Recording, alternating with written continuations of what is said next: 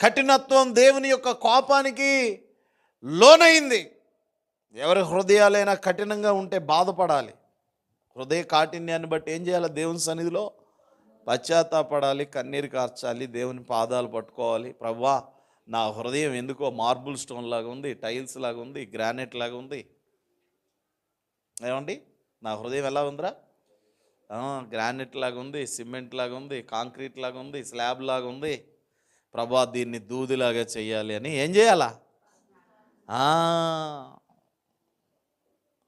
ఎంత అద్భుతమైన మాట రాస్తున్నారు పౌలు గారు. మీ హృదయములను కఠినపరుచుకోకండి అని. ఇప్పుడు ఒక మనిషికి మార్పు ఎందుకు రావట్లేదు? మార్పు ఎందుకు రావట్లేదంటే వాడి హృదయం కఠినమైనది. మార్పు లేని వాళ్ళ హృదయం ఏమిటండి?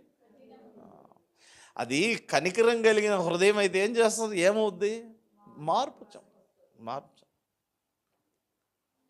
నేను ఒక మాట అంటాను, ఒక పెద్ద బండరాయి తీసుకుని కింద మీద పడితే ఒక 6 మాసాలకి అది ఒక మంచి శిల్పంగా తయారవుతుంది. ఒక పెద్ద బండరాయి తీసుకొని ఒక సింహంలాగా, ఏనుగులాగా, మనిషిలాగా, కోతిలాగా మనం సుత్తి ఉలి తీసుకొని కొట్టి చెక్కి మలచొచ్చు. నిరీక్షణ ఉంది, అవకాశం. కానీ ఈరోజు మనుషుల్ని మార్చడం అనేది చాలా కష్టం కదా. మనుషుల్ని మార్చడం చాలా కష్టం. మనుషుల్ని మార్చటం చాలా కష్టం. మనుషుల్ని మార్పులోకి నడిపించడం, రూపాంతరపరచడం అనేది చాలా కష్టం.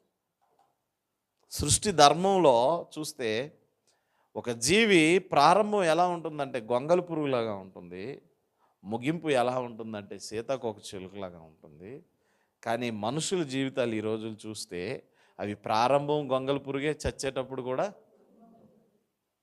అలా అలా అలా ఉండడానికి కారణం ఏమిటంటే హృదయం యొక్క కఠినత్వము. హృదయం యొక్క మనిషి మారితే మీ ఆస్తులేమి పోవండి. అయ్యో నేను మారితే నా బ్యాంక్ బ్యాలెన్స్ తగ్గిపోద్ది,